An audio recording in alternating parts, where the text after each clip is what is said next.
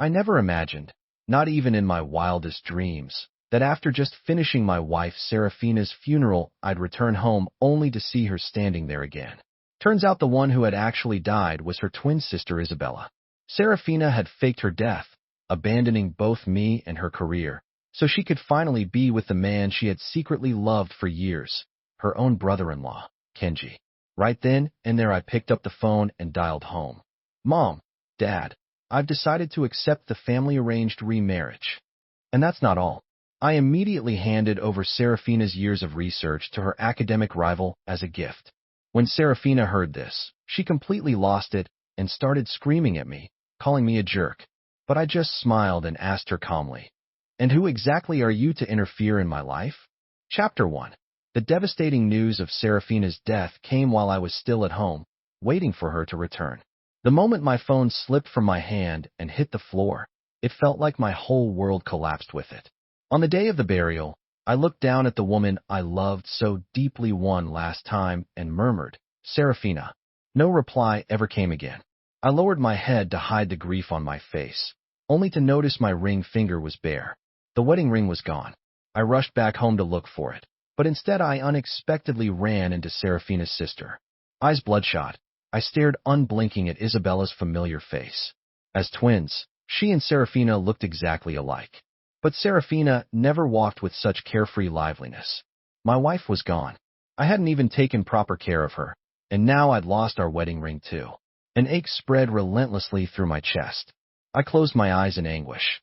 When I opened them again, Isabella was bending down to pick something off the floor. Just then, I caught a glimpse of a small mark behind her ear, a tiny round scar, just like the one that came from a mole. My pupils dilated and my breath caught in my throat. Serafina had a mole behind her ear. I used to caress it all the time in our most intimate moments. But Isabella never had that mole. Was I imagining things? Before I could confirm it, she turned and walked into another room, her face hidden from view. Doubt twisted tighter in my mind. My lips trembled as I quietly followed. Then I heard someone ask her, "Even though both of you are scientists, your fields are different. Are you sure you can handle the change, Isabella?" No. Serafina had already returned to her usual aloof and composed self as she replied, "It won't be a problem." That look, it was the same one I'd cherished for 6 years. There was no mistaking her. My entire body shook with excitement. The joy of having her back alive filled every corner of my heart, and my lips curled into a smile. But if Serafina wasn't dead, then the one lying in that frozen coffin had to be Isabella. Why would she do this? I stepped forward, but a single sentence froze me in place. I've loved Kenji wholeheartedly for so many years. Now that I finally have a chance to be with him, I'm not letting go.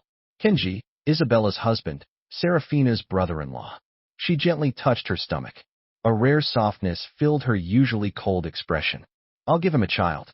I'll stay with him for the rest of his life." Standing hidden in the corner, I heard every word. My body went numb with disbelief, my face drained of color. "Kenji was your crush? I'm honestly happy it worked out for you. But what if Arthur finds out?" "He's an idiot," she said with a laugh. 6 years together, and he never even noticed I never loved him. You really think he'd figure it out now?" My fists clenched. I could feel the blood in my body boiling in reverse, surging with rage. All I could see was Serafina's cold, emotionless face. So it wasn't that she didn't want kids, she just didn't want them with me. She only wanted children with Kenji. It wasn't that work kept her too busy, it's that she never once thought about spending her life with me. For Kenji, she willingly turned herself into someone else. I could taste the bitterness of blood in my mouth. Straightening my spine, I turned and walked away without a shred of hesitation. Looking back now, the signs were all there. Every moment I felt overlooked, every time she didn't seem to care. How could I not question whether we were truly in love? I just didn't want to face it back then. I made a call. "Hey, Dad, about what you said the other day, about the family-arranged remarriage? I'm saying yes." On the other end he replied, "You've come around. Your mom and I have been looking into potential matches. Look, with everything that happened with Serafina, some things are just fate. You need to learn to let go." Let go? She's not even dead. This gut-wrenching pain. The last time I felt anything like it was when I thought Serafina had died days ago. I let out a cold, bitter smile. Days of numb, mindless grief, And in the end, it was all a lie. You two can start checking now. If there's someone suitable, I'll meet them. We chatted for a few more minutes before I hung up. Serafina, her hair in a braided ponytail, was standing nearby. Who knows how much of the conversation she had heard? Our eyes met. She curved her lips into a smile. Calling your family? I gave her a curt nod, my gaze utterly devoid of warmth. Silence began to settle between us. For a moment, Serafina almost couldn't maintain the expression on her face. Right now, she was Isabella. Distance was expected. Suppressing the strange pang rising in her heart, she turned to leave for the front hall. Kenji was in the front hall. Naturally, she would want to be with the man she loved. We never took a wedding photo, I said, my voice calm on the surface, with a storm brewing beneath. Serafina had promised we'd take one, but she never found the time. Thinking back, it was true. Right after our wedding, we were thrown into a whirlwind. Her research lab hit serious roadblocks, and she was overwhelmed. I used my father's connections and stayed up day and night, helping her gather the information she needed. Eventually, things settled down, but I ended up hospitalized. Out of guilt, Serafina had once suggested we take that wedding photo. She knew how much I wanted it. But because the relationship didn't mean that much to her, she quickly tossed the idea aside again. Years passed, and still no wedding photo. I asked, can you take one with me in Serafina's place? A wedding photo, pretending to be Serafina and taking one with me. That would mean standing beside someone else as a bride. Kenji wouldn't be happy about that. The memory of me lying pale in that hospital bed was still vivid. A sense of guilt flickered in her eyes. Guilt for deceiving me, for betraying me. I asked again, can you not, even pretending to be Serafina? Not even then. Are you willing to take one photo with me? I clenched my teeth hard. It felt like someone had dumped a bucket of ice water into my chest. The atmosphere was frozen in place. Then, without warning, Kenji's voice cut through the air. What are you two talking about? Chapter 2. A spark of joy lit up in Serafina's eyes. She gave a genuine smile and ran forward to link her arm with Kenji's. In the past, all she could do was watch as her sister and Kenji walked side by side, inseparable. Now she was the one who would be with him. How could she not be thrilled? Noticing my gaze, Serafina pressed her lips together uneasily.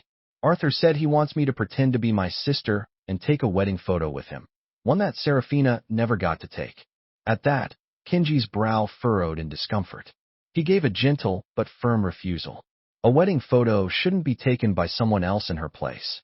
Hearing the disapproval in his voice, a balance in Serafina's heart quickly tilted. Angering Kenji for me wasn't worth it.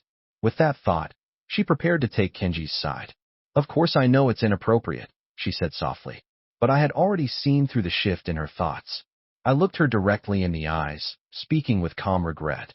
But Serafina promised me herself. It all happened so suddenly. I'm sure even in the afterlife she would pity me, a husband who's been married for 6 years and doesn't even have a single proper wedding photo. We held eye contact for barely a second before Serafina quickly looked away and turned to Kenji. She tried to keep calm, but her unease was written all over her face. Her fingers fidgeted with the hem of her sleeve. She's gone. Why bother with a fake wedding photo now, she said, her tone far less decisive than before. Serafina sighed, then tentatively asked Kenji, my sister's death really hit Arthur hard. Maybe we should just agree. You think so? He replied, clearly surprised. Realizing his reaction, Serafina instinctively shook her head. No, of course not. What you want matters most to me. That cautious look in her eyes, it was eerily similar to how I once offered up my whole heart to Serafina. I almost laughed at how blind I'd been back then. Fainting sorrow, I said.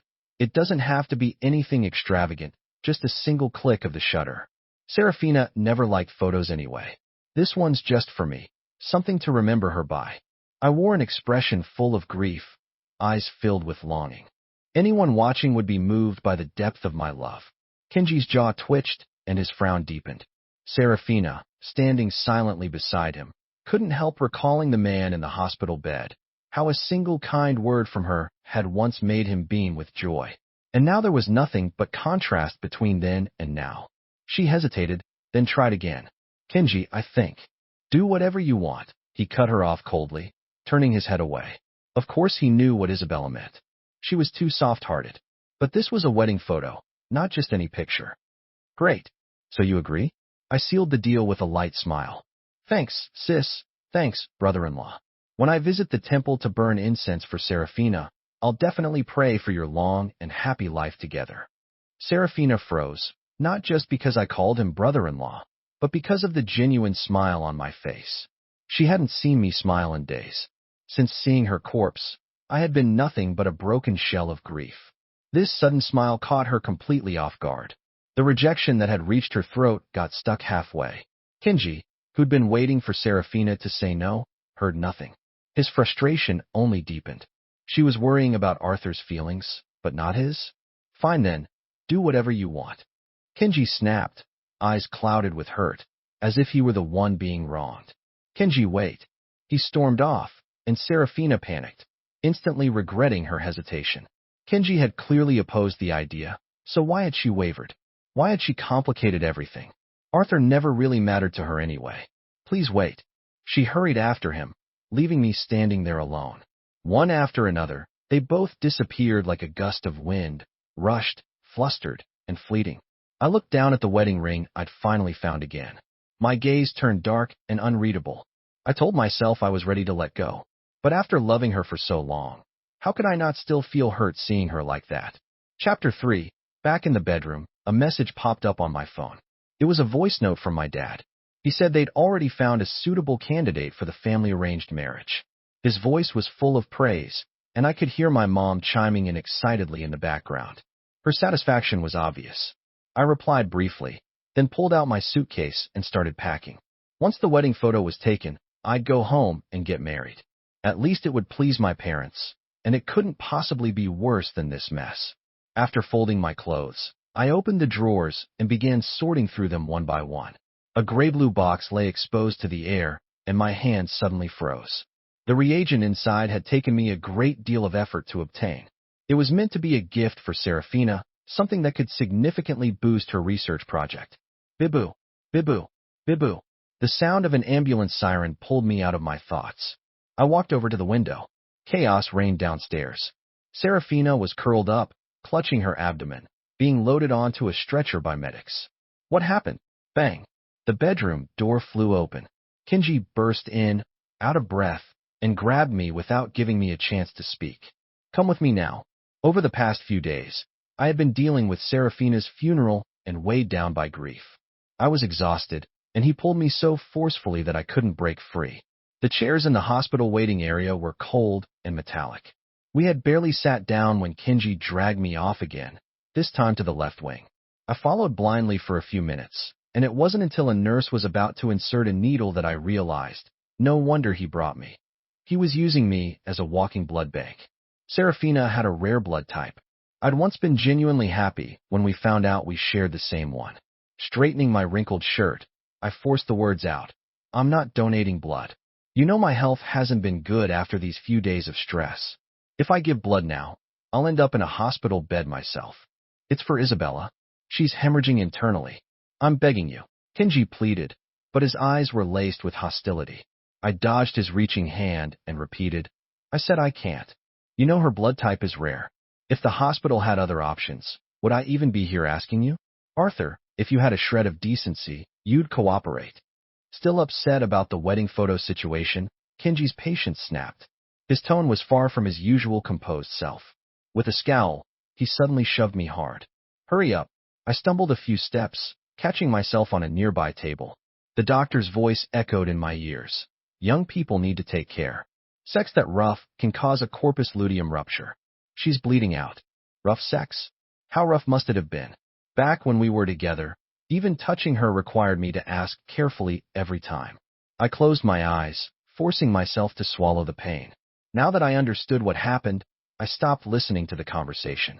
I didn't want to hear it anymore. I already said I won't donate. A few nurses glanced over. Kenji, feigning sorrow, lowered his voice and said, In that case, the wedding photo I promised you? Forget it. He was threatening me.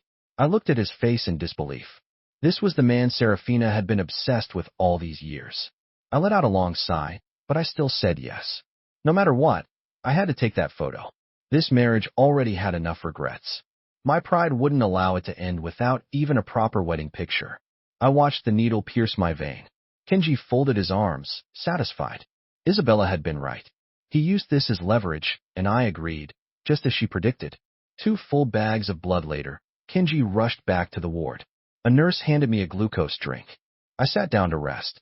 My head was spinning, but there was no need to stay hospitalized. I downed the glucose and left the hospital, calling a cab home. The packing was still incomplete. I forced myself to focus and went back to work, moving back and forth as I organized everything. About half an hour later, my phone rang. Hello, this is your pickup driver. I'm at the address you provided. Could you please bring the package out? The gray-blue gift box was carefully wrapped layer by layer. Dusk had fallen. Leaning against the door frame, I watched silently as the delivery guy disappeared into the evening. By tomorrow evening at the latest, the reagent would be in the hands of Serafina's greatest rival. I still loved her, but I couldn't tolerate her betrayal. Not taking back the privileges I gave her publicly and privately was already the last bit of dignity I could afford her. Chapter 4. At 9:30 the next morning, sunlight streamed through the window and fell across the bedroom floor. The room felt empty. A black suitcase sat quietly in the corner near the wardrobe. I'd slept in late and had just stepped out of the bedroom when I heard frantic voices from the living room. Isabella, what do I do? You have to help me. How did they even find me? I swear it was just a tiny lapse in focus while driving yesterday, just a second, and then I hit someone. Maybe offer them some money? The guy seemed totally fine to me, didn't look injured at all. Serafina stood behind the couch, gently massaging Kenji's temples. Her hands were clumsy and inexperienced. After a few seconds, Kenji waved her off impatiently. Where the hell did you learn to do that? He sighed heavily, fingers tapping anxiously against the sofa. You know the company's about to announce the award list. I can't afford a scandal right now. He hadn't dared stop after the accident yesterday. He was terrified the victim would go to the police. This award was everything. He couldn't have any blemishes on his record. Serafina pulled her hand back. She had learned that move from me. I used to like massaging my own temples to relieve stress. Speak of the devil. Noticing me walk into the kitchen from the corner of her eye, Serafina leaned in to whisper something into Kenji's ear. There were frozen dumplings in the fridge. I didn't feel like cooking them properly, so I just threw some into a bowl and put it in the microwave. A few minutes later, holding the steaming dumplings, I walked to the table, only to be greeted by a group of people. Kenji, Serafina, and 2 burly strangers I had never seen before. An ominous feeling punched me in the gut. It's him. That's the car, and that's the guy who was driving. Just now I asked around and found out it was him who hit someone yesterday. Isabella's. No, Serafina's face was twisted in exaggerated outrage. For a moment, I almost thought she had returned to her original identity. The false accusation hit me before I could react. In a flash, the dumplings were snatched from my hands and hurled at my face. Scalding hot, they burned on contact. I cried out in pain, but Serafina only chuckled. Then came the words that chilled me to the bone. Look at his build. Isn't it exactly like the guy who hit you yesterday? I'm his sister, and I never thought he'd do something like this. You too, go ahead, teach him a lesson. I won't say a word to stop you. The 2 men exchanged a glance, then nodded in confirmation. The taller one grabbed me by the collar. You hit my little brother, and ran. He's still in the hospital, and now we, his older brothers, are here to set things straight. A fist crashed into my stomach. My whole face contorted as I doubled over, gagging reflexively. Kenji stepped back in alarm, relieved to have found a scapegoat. These guys weren't messing around. Kenji, let's not stay here. What if we get caught in the crossfire? It's just a beating, it won't kill him. What matters is making Kenji feel good about this. Sure, Kenji said. That flower shop we like just got a new variety in. Let me take you there. Good thing Isabella was sharp. Flowers were appropriate for the occasion. Clinging to Kenji's arm, Serafina said, I want to pick out a bouquet for you as an early celebration for winning that award. She didn't even like flowers. Too delicate, they withered too easily.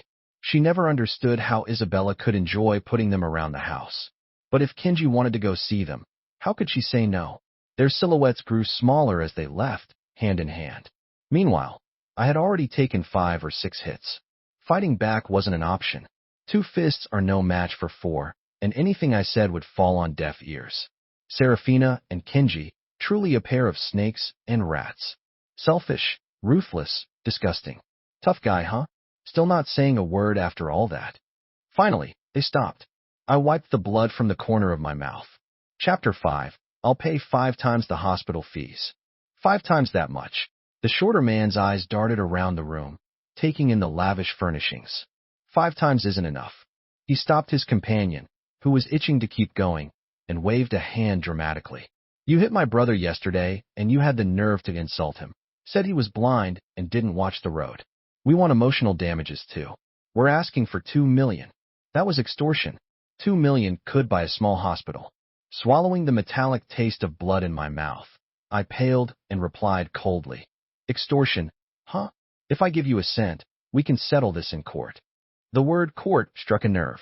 In the end, they backed down for 10 times the original medical fee. After receiving the transfer, the 2 men grinned from ear to ear and left cheerfully.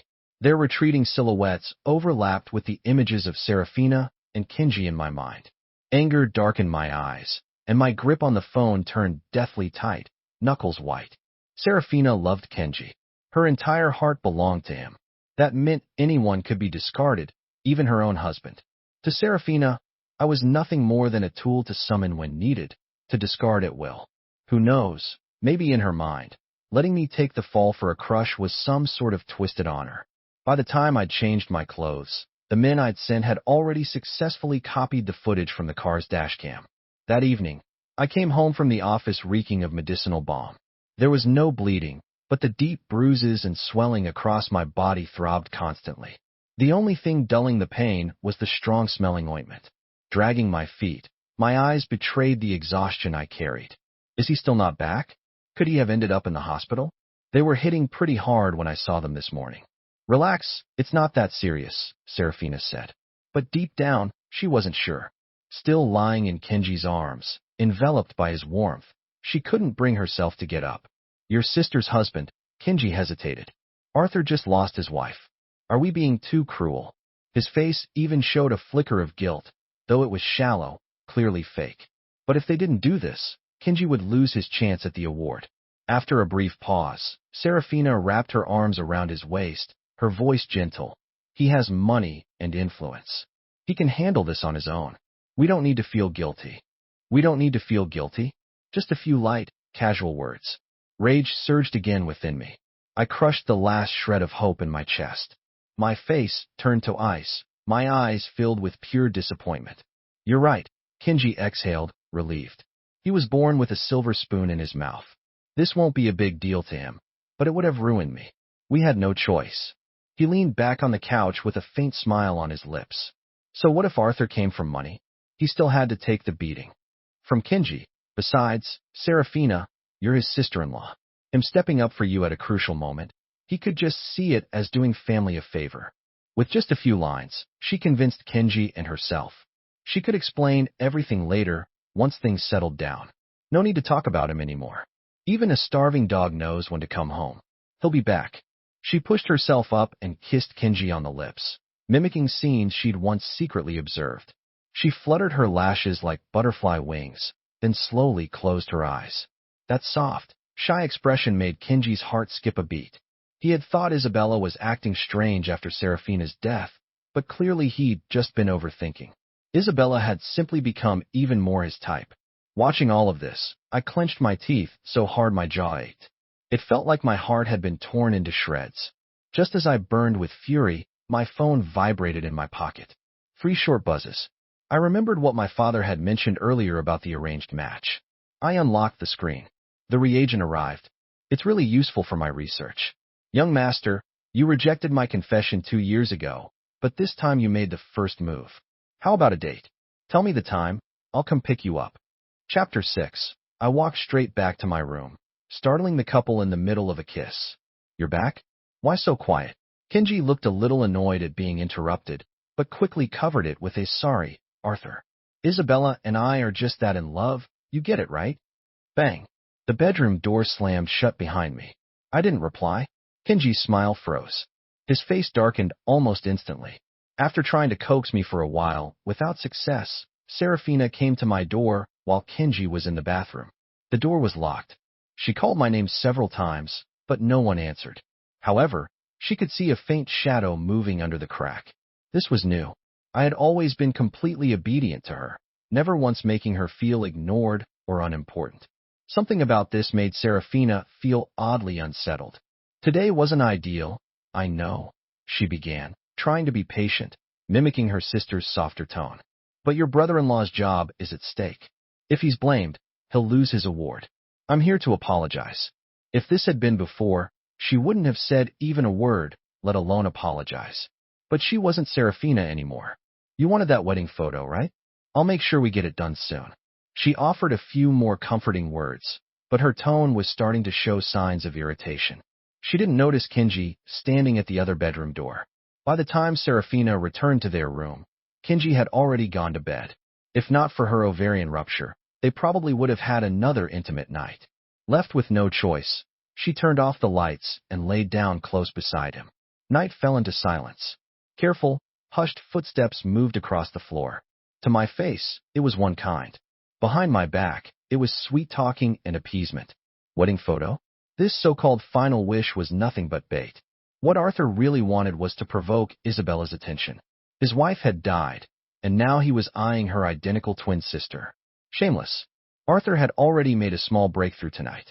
There was no doubt he'd only get bolder from here. If you want to steal my Isabella, Kenji held a gasoline can, his usual gentlemanly face now twisted with hate. Then you deserve to be taught a lesson. He poured the gasoline across the room, centering it around my bed. The pungent fumes quickly filled every corner of the space. Once he was done, he grabbed a piece of clothing. Click! The lighter sparked to life. My eyes snapped open at the sound. I turned my head just in time to see Kenji holding a flame to the cloth and the floor reflecting the glossy sheen of the fuel. The smell hit me hard. My mind instantly grasped what was happening. Ugh, my head. Get away, I shouted. Kenji hadn't realized I was awake. He didn't dodge fast enough, and I rammed into him. He crashed to the floor, his forehead slamming against it with a loud crack. I looked back. A piece of clothing had fallen into the gasoline, and tiny flames had just started to crawl up the fabric. I lunged to stomp out the fire, but before I could reach it, a brutal kick slammed into my back. Wham! I crashed into the side of the bed. Pain exploded across my spine. My vision blurred from the agony. Die! Kenji roared. The plan was nearly complete. Kenji saw his chance and charged forward, determined to kill me. If you're going to burn me alive, don't think you'll be walking out of here in one piece either. I locked eyes with him, fury surging through me. This absurd hatred, this insane arson attempt. How could Serafina have fallen for someone like him? Kenji's fist came at me again, my neck strained, veins bulging as we locked in a brutal fight. Blow for blow, we wrestled like cornered animals. Flames licked upward nearby, and the temperature in the room started to rise dangerously. I spat a tooth onto the floor, blood pooling in my mouth. Kenji's face was emotionless, cold. He grabbed a chair and swung it straight at my head. Don't fool yourself into thinking Isabella actually cares about you, Kenji sneered. She's only doing what's best for me. A twisted grin curved his lips. Pathetic, isn't it, brother-in-law? You really didn't know? She never liked you, not even a little. His words froze me for a second, just long enough to miss the chair. It smashed into my shoulder with a sickening crack, the pain exploding like an electric shock. My entire left side went numb. Already wounded, I collapsed, curled up, back arched, gasping for breath. Kenji! The door burst open. A wave of oven-like heat hit Serafina as she entered. She took one look at the flames spreading across the room and dumped a bucket of water straight onto Kenji. Come with me, hurry. My mind slowly came back online. I struggled to lift myself.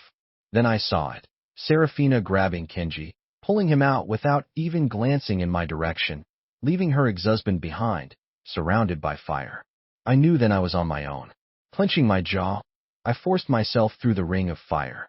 By the time I reached safety, one of my legs was badly burned. 6 years of marriage, and she couldn't even spare me a bucket of water. But at this point, my heart didn't waver anymore. There was no pain left to feel. As my strength gave out, and I collapsed to the ground, I faintly heard a voice in tears. Don't move. Your wound is bleeding so badly. If anything happens to you, I won't survive either. I'd rather die as a fugitive couple than live as a widow.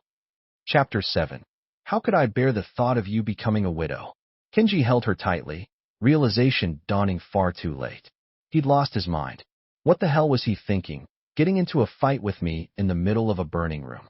Arthur, tears in her eyes, Serafina marched toward me, face twisted with anger. Did you do this on purpose? Just because we pushed you to take the fall, you had to get back at Kenji. I hadn't even regained my strength yet, and she was already lashing out like I'd been the villain all along. Catching the surprise flicker across Kenji's face, I let out a bitter, breathless laugh, too short to be anything but a scoff. But in Serafina's ears, it was pure mockery. She exploded. I personally apologized to you. I explained everything. Why can't you let it go? Holding a grudge over something so minor. How petty can you be? You're such a despicable little man. Personally apologized? Did she think her apology was some kind of royal blessing? That's right, I said calmly, chin slightly raised. I am that kind of person. I wasn't about to back down, not anymore. The dashcam footage? Destroyed, right? Bit late for that. I pushed myself up, wobbling on my injured leg, bone-deep exhaustion weighing me down. I just wanted to end this quickly. I have a backup copy. So here's the deal. Either we take that wedding photo now, or I send it straight to Kenji's company leadership. Kenji's face turned paper white. He'd invested everything into that award. A single scandal could ruin him completely. Isabella, he began, adopting a pitiful expression, like he was being cornered by fate itself. Just agree to it. I can handle this small humiliation. They couldn't risk the award being jeopardized. Weighing the pros and cons, Serafina, furious though she was, could only grit her teeth and accept. The photography studio provided elegant outfits, which made things easier logistically. I chose a simple, classic black suit. The dark fabric helped hide the blood soaking through my pant leg from the burn. A wedding photo was supposed to be joyful, but the staff all huddled nervously in a corner, casting glances at the three of us. The man with the serious leg wound looked the calmest. The woman, uninjured, wore a scowl. And the other man, he looked like he wanted to kill someone. When it's done, Serafina growled through clenched teeth, delete the footage. I hit send on a message to my match from the arranged marriage, then locked my phone screen. Of course, once the photos were taken, the past would be behind me. Next time we crossed paths, I wouldn't show mercy. Ma'am, can you give us a little smile? Relax. Why are you asking for so much? Serafina snapped. It's just a photo. Take the damn picture already. Don't push your luck. Kenji's face darkened. He regretted not tying me up before trying to set the room on fire. This one's no good. We need a retake. In the preview, Serafina's brows were furrowed and her gaze had drifted toward Kenji on her left. What's wrong with it? Kenji shot back. You said you just wanted a wedding photo. There was never any rule about facial expressions. I know what filthy thoughts you're hiding, Arthur, but Isabella, she'd never. The footage, I interrupted him calmly. Kenji's rant came to an abrupt halt. He shut up. This one's no good, the smile's too forced. This one's worse, the smile's fake. This one, no smile at all. The photographer's palms were sweating. The bride wouldn't cooperate. The groom demanded perfection. If this dragged on, they'd run into the next customer's appointment. Finally, the photographer snapped a candid profile shot. This one's good. The words had barely left her mouth when, smack, a sharp slap rang out, echoing through the studio. Serafina's voice followed. That was for my dead sister. Taking wedding photos with her husband? Shameless. How righteous of her. I steadied myself, stunned for only a moment before laughing out of pure exasperation. After today, I'd have nothing to do with them ever again. Without hesitation, I turned and kicked Kenji square in the chest. Chapter 8. Arthur, have you lost your mind? Kenji hadn't been prepared. He stumbled backward and knocked over the camera. The sudden movement caused his wounds to reopen. Blood began seeping again. Serafina quickly helped him up. We can't delay. We're going to the hospital. Beep, beep. Two honks pierced through the studio's glass front. A sleek luxury car rolled to a stop at the curb, and the window slid down to reveal a stunningly beautiful woman. She watched as Serafina helped Kenji into a cab. I turned and walked the opposite way. You made me come pick you up at a wedding photo studio? How tragic. Anna joked as she gently pressed the gas and merged into traffic. I didn't reply. A moment later, something glinted and flew out from the car window. It was a silver ring, the wedding ring I'd found after Serafina's funeral. Take me to the hospital first. You're hurt. Anna tightened her grip on the steering wheel. Where? Pretty much everywhere. I squinted, the pain in my body robbing me of the energy to talk. The rest of the ride was silent. We arrived at a hospital owned by the Sue family. Anna took me straight through the VIP channel. She picked up the diagnostic report, her eyes widening in disbelief. This bad? Her gaze flicked down the list of injuries, stopping at the most serious one, second-degree burns on the leg. The bottom of my suit pants had been cut open. Raw, red, and white muscle showed beneath. Anna's fingers trembled as she held the report. You look like hell. I chuckled softly, nodding. Won't happen again. Spending time with Anna was surprisingly comforting. You didn't keep the evidence? If we went straight to the hospital, surely that meant I'd preserved evidence of the attack. No grudge should go unaddressed. When I nodded again, Anna finally exhaled. Can I see it? No, I said. It's a little too bloody. The injuries were serious, and I didn't get treated in time. The doctor says I'll need surgery, so I'll have to rain-check our date. And I still had the audacity to say I didn't seek treatment in time. Anna gave a helpless sigh. You'll make it up to me later. She waved dismissively, then clicked away in high heels to call the doctor. The longer I delayed, the worse my injuries would get. She had all the time in the world to make me pay her back later. Less than 10 minutes later, the red light above the door lit up. Hey, did you get the picture I sent earlier? From now on, no Swan Hospital is allowed to admit these two people. The surgery went smoothly.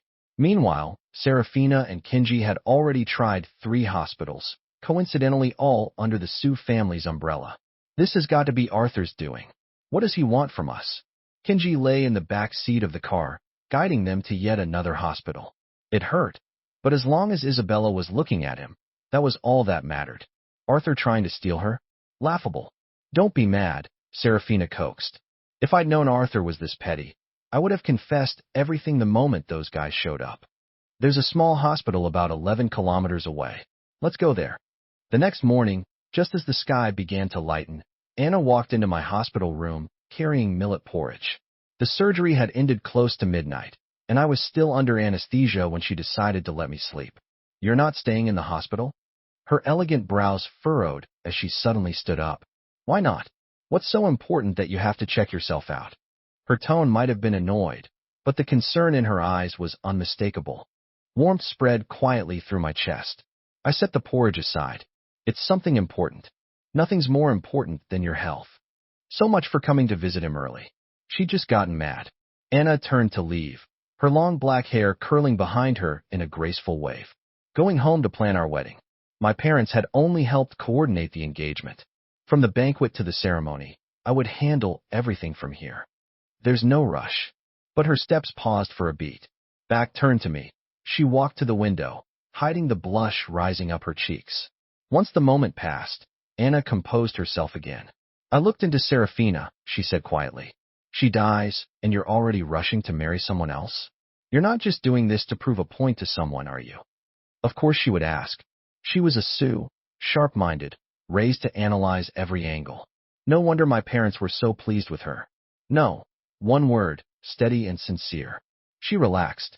I wasn't a man without decency, and like Anna, I had no desire to lie, not even to protect myself. All right then. She lifted her chin. Your body, your choice. If you insist on leaving, I can't stop you. Chapter 9. Home this time meant my parents' house. I was just saying yesterday how much I missed you, and now here you are today. Mom beamed with delight as she gently tucked a stray strand of hair behind Anna's ear. A cane? What happened? Leaning on a cane, I stood quietly while all 3 of them looked me over from head to toe. Leg burn. Seeing I wasn't in the mood to elaborate, my parents tactfully dropped the subject. I was an adult. They trusted I could take care of myself. 3 days later, everything was ready for the engagement. Both families were scheduled to meet, just a formal gesture. No more cane. Anna was the second person to arrive at the venue. I had only used the cane after surgery to make walking easier. She caught my eye and gave a playful smile. I sighed. This woman never missed a chance to tease me. 2 hours slipped by quietly as the engagement banquet drew to a close. 2 formal announcements were released. Media outlets, quick to follow the news, pounced immediately. In under 30 minutes, headlines across all major platforms reported the joyous union of Miss Sue and young Master Wong. What are you thinking about? The room was thick with post-intimacy warmth. Serafina sat at the edge of the bed, body relaxed as she leaned against Kenji's chest. It was odd. Arthur hadn't returned.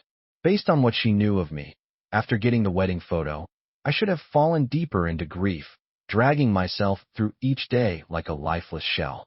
If I'd refused to let it go because of the injuries, he had even planned to use the hospital rejections to shut me down. But there had been no reaction, nothing. Oh right, maybe we should move Arthur and your sister's things into the storage room? He hasn't come back in days. Maybe he's finally moved on and doesn't want to return to a place full of pain. Impossible. Serafina rejected that thought immediately. But as soon as the words left Kenji's mouth, she found herself second-guessing. The more she thought about it, the more irritated she became. How dare Arthur move on from this? I'll call and check. What if we move everything and he comes back? That'd be a waste. With Kenji's nod, Serafina dialed the familiar number. Sorry, the number you've dialed is currently unavailable. She tried again and again, over a dozen calls, same result every time. Kenji tried calling from his phone, still nothing. Maybe he blocked us, though we can't be sure. Serafina stared at her phone in disbelief. She kept dialing, and eventually even began messaging mutual friends in a panic. Do you have to get through to him? Seeing the hesitation in Kenji's eyes, her heart suddenly sank. No, I can't believe it, she muttered. She finally put her phone down and forced herself to stop spiraling. Maybe he's just asleep. It's late after all. So many betrothal gifts. In the warm light, Anna rested her head on one hand, raising her brows in surprise. The Su family's dowry is no joke either. We can't let our gifts pale in comparison. The engagement had gone smoothly. We had already picked out our rings and started living together. This villa, which I had purchased years ago, would be our future home. I hung a few of Anna's blouses in the wardrobe, then shut the doors and pushed the empty suitcase into a corner. I'm going to shower. The sound of running water echoed from the bathroom. A few minutes later, Anna opened the door without knocking. Meeting my eyes, she smiled and held up a tube of ointment. This lady is feeling generous today, she teased. If you refuse, that's your problem for being ungrateful. Hot water poured down, steam curling through the bathroom like fog. In the haze, we shared our first kiss. Chapter 10. Are you awake yet? Go check the trending topics. Arthur is going to remarry. A message from a friend landed like a grenade, exploding on water. Serafina sat bolt upright in bed, all traces of sleep gone in an instant. She clicked into the trending list in disbelief. The third entry featured keywords about the Wong and Su families. The article was mostly filled with congratulatory fluff, but at the bottom was a slightly blurry photo. In it, amid a festive banquet scene, Arthur was wearing gloves and very intimately feeding shrimp to Anna. Reporters were always known to exaggerate. A single photo didn't mean much. Just as Serafina was replying to her friend, a second message popped up before she could even catch her breath. It's real.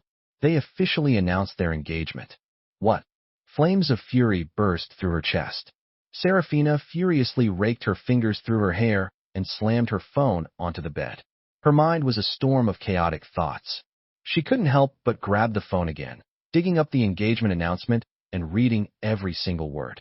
An arranged marriage? Arthur actually dared to betray her? At breakfast, Kenji casually mentioned, I was right. Arthur really is moving on. His fiancé's already been decided. The emotional balance Serafina had just managed to restore instantly cracked. Is that so? She asked stiffly, mechanically picking up her chopsticks. His sister-in-law dies, and just a few days later he's getting remarried? If that doesn't scream petty, heartless, and shameless, I don't know what does. We should keep our distance from now on. Best if they never saw him again. Who knew if Arthur still had lingering feelings for Isabella? All right, Serafina lowered her head, but her thoughts couldn't have been more different. She had to see Arthur. So what if he made an announcement? Arthur had loved her for 6 years. If he were capable of moving on, he'd have done it long ago. This couldn't be real. It had to be for show. She pulled every string she could think of, connections, favors, backdoors. But none of it worked. Someone she once could see any time had now vanished completely. At the villa, Anna stirred awake, the faint red marks on her neck still visible. Wedding shoot? Did you book the photographer? 2 o'clock this afternoon. At exactly 2 p.m., we arrived at the wedding studio. A strange, Almost surreal feeling crept into Anna's mind. You've done wedding shoots before, haven't you? You're not going to make a habit of me picking you up from bridal studios, right? The corner of my lips curved into a faint smile. I looked directly at her, gaze steady. Meeting my eyes, Anna turned away abruptly, almost like she'd been burned. All right, let's go inside. We're on the clock. This studio was renowned for its bridal photography. We had booked both an indoor and outdoor shoot. The indoor portion was much simpler. We stood before the backdrop, both smiling faintly. Just as the shutter clicked, slam, the studio door burst open. It wasn't yet time for the next scheduled client, and the photographer turned, confused. What are you doing? A single glance from the sidewalk, and Serafina had finally found the man she'd been searching for in vain. What enraged her even more was where she'd found him, a bridal studio. Why haven't you come home? Why didn't you answer your phone? It was clearly someone they knew. Sensing the tension, the photographer's expression darkened. Ma'am, unless you're here with a booking or business inquiry, I'm going to have to ask you not to disrupt my studio. His time was valuable. He had clients to serve. Serafina ignored him completely. In a rush, she stormed over and grabbed my arm. You said you wanted a wedding photo with me to honor my sister. So why are you taking pictures with her now? To get married, obviously. I brushed her hand off with a firm flick. Anna leaned her head on my shoulder, tilting it slightly. What else would it be for? That was not the answer Serafina wanted to hear. Chapter 11. It's fake, right? All of this is just an act, isn't it? Who the hell has that much time to fake an entire relationship? Anna rolled her eyes. Say something. Why aren't you answering me? Is it because I'm right? You still can't let go of my sister, can you? She stood there, aggressive and accusatory. I couldn't help but find it absurdly funny. I said nothing, not because I was guilty, but because I didn't have time for this nonsense. Whether I remarry, whether it's for real or not, none of it has anything to do with you. What I am curious about is, what right do you have to question me? Serafina was stunned, unable to get a word out. But the fire in her chest only burned hotter. Something felt wrong, like the situation was slipping beyond her control. She'd always had the final say, but this version of Arthur felt like a stranger. I'm Serafina's sister, she finally stammered. That was the only remaining tie between us. Realizing this, Serafina's nails dug into her palm, a creeping dread spreading through her. What's wrong with asking on behalf of my late sister? Didn't you love her? Love. She had the nerve to use that word. I held Anna's hand and returned to stand in front of the camera. That was in the past. Now you're clearly overstepping. No. Serafina refused to believe it. How could he not love her anymore? Their intertwined hands stabbed at her eyes. Shock filled her gaze. You bought engagement rings? She asked, her voice trembling. Then she turned sharply to Anna. It was you. You did something to him, didn't you? Made him go along with this fake show? Sensing the situation spiraling, the photographer signaled for the staff to help clear the room. But just then, another person walked in. I was wondering why I couldn't find you. Turns out you were here. Kenji walked in carrying shopping bags. His eyes scanned our outfits. By the way, did you get the photos from that last bridal shoot? If you want to chit-chat, do it at home. I'm not here to waste time. I had no interest in engaging with them. The contrast in my tone caught Serafina off guard. Her breathing grew heavy. You're marrying her, and you don't want your sister-in-law's belongings anymore? Her. I looked at her coolly. You mean the stuff that burned up in that fire? Her face stiffened. If you've got free time, why not focus on your research instead? Most of it had burned, but she knew a few things had survived. If you keep pushing it, the Sue family's bodyguards won't be so polite. Big sisters meddling in their brother-in-law's affairs. That wasn't a thing, even by the wildest social standards. Anna, quietly observing, began putting the pieces together. A theory she had dismissed before now clicked into place. Serafina's lips moved, but no sound came. She wanted to believe it wasn't true, but she had no real argument. Aren't we supposed to go check out the cake shop? Kenji's expression turned sour. Let's go. Serafina didn't want to leave. She couldn't even explain why. What exactly she wanted to demand, to argue. Isabella, don't hesitate. Let's go. Back in the car, they hadn't driven off yet. Snapping out of her spiraling thoughts, Serafina turned toward the driver's seat in confusion, only to meet Kenji's furious eyes. Her mind raced back over everything that had just happened. Panic made her force a smile. What's wrong? That's my question. Kenji shot back. You see Arthur, and suddenly you can't move? Who exactly is your husband? Kenji is my husband. She wanted to scream. To someone passing by, it might look like you were defending your sister's memory, but to everyone else, you chasing Arthur all the way to his bridal shoot looks a lot more like you're still in love with him. In love with Arthur? Chapter 12. It was ridiculous, absolutely ridiculous. She loved Kenji. Shoving aside the emotions she shouldn't have had, Serafina exhaled sharply. Sorry, Kenji. I've always loved my sister deeply. I just lost control of my emotions for a moment. Kenji's anger faded a little as she leaned against him. This was the Isabella he recognized. The Wong family is powerful and wealthy.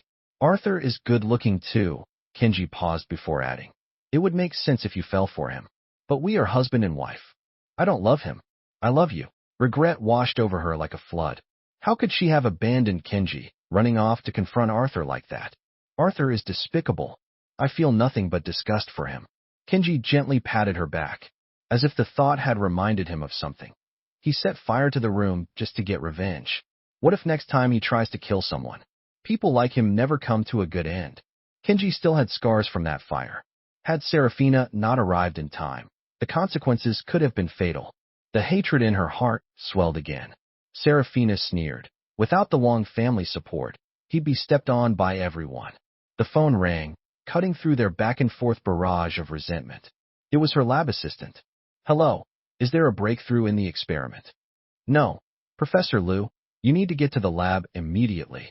Something's gone very wrong with the reagent. The recent research project was crucial, developing a targeted drug formulation with significant academic and commercial value. Serafina had published it under Isabella's name so that she could take it over herself, having abandoned the identity of Serafina. After rounds of review and approvals, the project had just gotten on track. All eyes from the upper departments were on it. Any mistake would spell disaster. Serafina rushed to the lab. Normally scattered, researchers swarmed the hallway. Professor Liu, thank God you're here. One more minute, and it would have been too late. Are we even continuing the experiment? The Su family's reagent has already skipped ahead of our current phase, and leadership is full of praise. What do we do now? Will the whole project be handed over to the Su family? You said this research was an extension of your own private work. How did they get it done before us? You told us to work hard for results while secretly giving the data to the Su family. Are we just stepping stones for you? We deserve an explanation. The first few questions were still rational. By the end, they were accusations, emotional and furious. Some had been working day and night for this. Now they wanted answers. Serafina raised her hands in a calming gesture. Please, everyone stay calm. I've only just found out. Give me a little time to look into it. She shut the door to her office, her face tight with anxiety. Tell me everything that happened in detail. The assistant scrambled to pull out the relevant documents, sweating so hard he didn't even bother to wipe his forehead once. Once Serafina understood the timeline, she rubbed her temples. Leave me alone for a moment. But the assistant didn't move. Her expression darkened. She slapped a stack of papers down on the desk with a loud bang. I'm not running away. You'll get a proper explanation. Frightened by her outburst, the assistant quickly backed out and shut the door behind him. The moment she was alone, Serafina locked the door from the inside and pulled out her phone. She called her best friend. How did the Su family get their hands on the early-stage data? You said there were no loose ends. Su family? What are you talking about? Maria sounded confused on the other end. So the news hadn't reached the general team yet, but upper management already knew. There was no room left to maneuver. Then, like a spark in chaos, a thought leapt to the front of Serafina's mind. Could that person have ratted us out? Chapter 13. On the other end, Maria quickly caught on and lowered her voice. It's hard to say, but even if someone talks, they don't have proof. That was the key. She had no evidence, and every step of the project had been approved with stamped documentation. Her documentation. I've got a way. No matter how the Su family managed to present the final version of the reagent, it was theft. Wait, theft? The Su family stole our research data? Seriously? When the internal notice went out, Serafina's colleagues, many of whom had worked alongside her daily, were stunned. Serafina spoke louder, adding a tone of regret. I never shared the data. Only leadership was allowed to review it. How the Su family obtained a finished product is questionable, to say the least. Some believed her, others not so easily. Under those skeptical gazes, she remained composed. I've already reported the issue to leadership. Everyone, don't panic. Focus on any other projects for now. I'll provide a detailed update as soon as possible. As the project lead, Serafina had always been the central figure.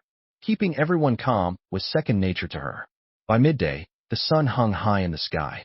Inside a private dining room at a renowned Chinese restaurant, plates of aromatic food filled the table, but the people seated weren't particularly interested in the meal. Anna idly poked at her rice with her chopsticks. You don't have anything to say to me? Across from her, I raised an eyebrow in mild surprise. If there's something you want to know, just ask. Being direct was her trademark. She set down her chopsticks and began twirling her engagement ring. Was that woman today not Isabella? No, that was Serafina. She'd heard about the death of Miss Liu, so it was Isabella who had died in the accident. A fake death? Interesting. What did she want? Kenji. I gave a subtle nod. I pictured the moment at the bridal studio when Kenji dragged Serafina away. Lifting my glass of fruit wine, I took a quiet sip. Some documents had already landed in my inbox last night. It was almost time to let the world see the truth. Greedy people always want everything. Unamused, blinking slowly, her tone teasing. Unlike me, I focus on loving one person at a time. A flurry of blush-colored bubbles floated toward me. I played along, nodding seriously. From now on, you'll be allowed to love me openly. At 3 p.m., a notice was posted on the company's internal bulletin board. It was the results of the annual awards. Kenji saw his name at the top and stared at it 3 times, barely believing it was real. Congratulations. You're clearly talented. Totally outperformed everyone. His heart soared from the praise. Kenji gave a modest bow. Thank you, sir. It's your guidance and support that made this possible. 3 years ago, he had to follow others, scraping for recognition. Now he had finally made it. But all afternoon, he felt restless, like ants crawling under his skin. Finally, just before the end of the workday, he was approached by the executive assistant of a senior director. Director Law wants to see you. There are a few matters that need clarification. Excitement tightened every nerve in his body. He straightened his spine, head high, and strode confidently toward the elevator. Even as he hit the button for the top floor, he never noticed the assistant's uneasy expression. Knock, knock, knock. Come in. Have a seat. Kenji stepped inside with a perfectly polite smile, sitting down and waiting quietly. You've been selected as this year's award recipient. That speaks volumes about your consistent work ethic. It's my honor to bring value to the company, Kenji replied smoothly. Standard opening niceties. Every important meeting began this way. Now it was time to get to the real subject. Chapter 14. Start by reading this email. The screen was turned toward him. Without a second thought, Kenji lowered his head to read. The email detailed serious misconduct. This person had not only profited unethically while representing the organization at public events, but had repeatedly crossed legal boundaries, dancing dangerously on the edge of the law. Which unit does this person belong to? With such a record, they should be immediately dismissed, he declared righteously. But the director across from him remained silent, eyes dark and unreadable. A growing sense of dread gripped his chest. Kenji lowered his head again, carefully reading each line. Nothing stood out. He read it a third time. His palms were now clammy with sweat. The trip to the school in the southern rural area. I remember only you and one senior staff member were sent, correct? Memories rushed back. He recalled vague mentions of that visit in the email. Kenji's brow furrowed deeply. If the senior staff member was exploiting resources for personal gain, then this is even more serious. It must be investigated thoroughly. Naive, ambitious, but not careful enough. The director said nothing, only sighed and pulled the computer back. You can go. The sense of unease gnawed at Kenji as he stood. Something wasn't right, and there's no need to come back. What? Even though he tried to keep his voice low, the tremor at the end was unmistakable. Something inside him dropped, like falling into a bottomless pit. With no warning? You really can't recognize your own mess. The words hit him like a hammer to the chest. He bent forward sharply, gripping the edge of the desk with bone-white knuckles. This is a setup. I've never done anything like that. The director only waved a hand. His eyes were weary but sharp. There's no use arguing. You're terminated. Security entered and began dragging Kenji from the office. He thrashed, yelling the entire way. He had sacrificed so much to climb up. How could it all come to nothing? Everyone at the organization received the same email, murmured someone who had congratulated him earlier. A bright future shouldn't be built on shortcuts bought with favors. Who did this? Who sent it? Kenji broke free for a second and grabbed a colleague by the shoulder, eyes wild. But deep down, he knew whoever sent it would never expose themselves directly. It was a wasted question. Security tightened their grip on his arms and dragged him out the door. Let go of me. I've been framed. I demand to speak to the director. It only takes one blink to fall from the heights to the depths. It was late when he got home. The house was dark, empty. Isabella wasn't back yet. At this hour, Serafina would usually be home, but now her lab was tense with confrontation. 5 people had come from the Sue family. Strictly speaking, only 2 mattered. Anna brought 3 bodyguards. Accusing someone of theft is no small matter, she said coldly. If you can't produce evidence, I'll sue for defamation. Evidence? Serafina scoffed. She hadn't known it was Anna behind the reagent's development until the Sue family showed up. The Sue family had deep roots in the medical field, constantly competing for funding and resources. They had always been her biggest rival. Now Anna was engaged to Arthur too. Serafina couldn't stand the sight of her. I've been developing this research for over 6 months, and now the Sue family suddenly produces a completed version? Are we really supposed to believe that 2 people just happened to have the same idea at the same time and pursued the same experimental path? Chapter 15. Why not? Are you saying other people's brains aren't allowed to come up with the same ideas as you? Anna yawned lazily as one of her bodyguards pulled over a chair. She sat down with practiced grace. What a bold counterattack. Too bad you have no evidence. I have cards to play, Miss Anna. We just got a call from Claude. He's caught up in the fallout and won't be able to make it. Claude, the leader who had always spoken highly of Anna, was also the one assigned to investigate the plagiarism accusation Serafina had made. Let's go. Staying here is a waste of time. I'd rather be at home with Arthur. Tossing her hair back, Anna passed by Serafina with a smirk, leaving one final barb. Too many guilty deeds will always come back to bite you. A faint red mark peeked from the side of her neck. Serafina's face turned pale, then flushed in rapid succession. When she walked out of the lab, exhausted and dispirited, a familiar car came into view. Kenji had come to pick her up. Her heart gave a small leap. She quickened her steps. What's wrong, Kenji? You look terrible, she said softly after getting into the car, concern etched into her. Were you unhappy with the award results? She was already thinking through comforting words. I was fired. Fired? You got fired? Willow's voice rose with shock. What? The piercing question made Kenji roll down the window in frustration, trying to catch some air. The loss of his job had left him engulfed in anxiety and confusion. All those emotions eventually funneled into one furious certainty. It was Arthur. Him again. How long is he going to keep this up? Serafina's voice shook with rage. One dirty trick after another. He's insane. He wants to destroy you. Is that it? The fury boiled over like a volcano. First, the Sue family ruined her research. Now Arthur had cost Kenji his career. They're trying to crush us. But what if Arthur knew she was actually Serafina? Would he still go this far?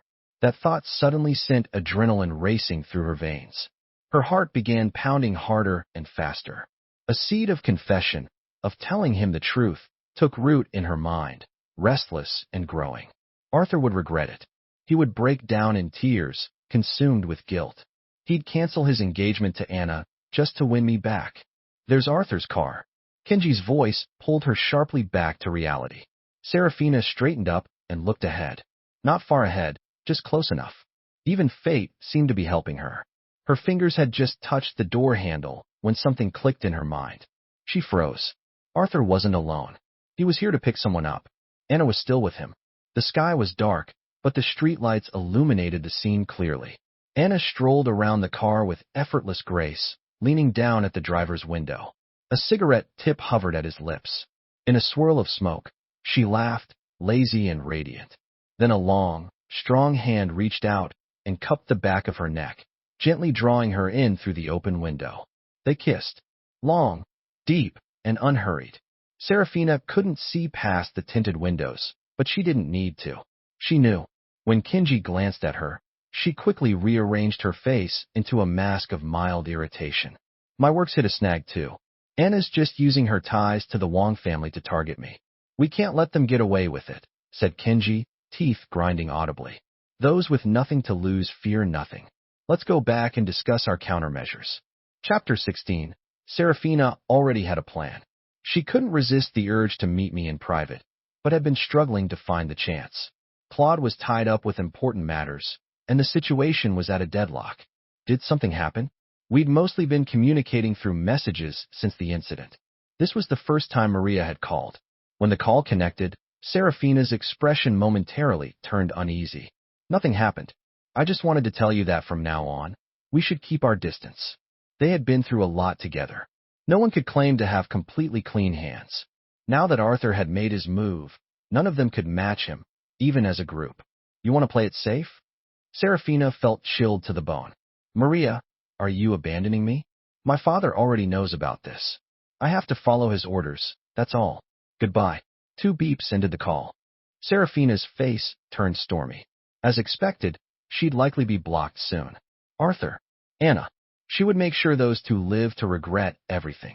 The wedding date for the Wong and Su families was approaching. By all logic, this should have been the perfect chance for Serafina to see Arthur. Aren't you trying to get Claude to give you an answer about your research? He's free today. You're welcome. Anna's call came out of nowhere. Serafina wasn't stupid. She knew it was a ploy to get her out of the way. But Claude had only informed Anna the last time he couldn't make it. He was clearly leaning toward Anna. If she didn't seize the opportunity now, her 6-month research direction would be wasted, and the people in the lab waiting for her report would probably revolt. Arthur is getting married today. Aren't you going to see him? There's something more important at the lab. Serafina smiled as she kissed Kenji at the corner of his lips. Take me there. While she was firmly presenting her demands to Claude, Anna was already dressed in a wedding gown, arm in arm with me. I checked the lab records a few days ago. The results came in today. Guess what I found? One look at her face, and you could tell this wasn't good. She was clearly coming to confront me. I searched my memory for anything lab-related, trying to remember what it could be. You handle it however you want. Handle your own mess. I'm not your housekeeper. Anna shot me a glare, lifted her gown, and turned away. You've got 3 days. If you can't sort it out, you're sleeping on the couch. I chuckled, scooped her up, and walked under the spotlight. Just the couch? Looks like you've gone soft. With the officiant's bold and solemn vows, they were now husband and wife.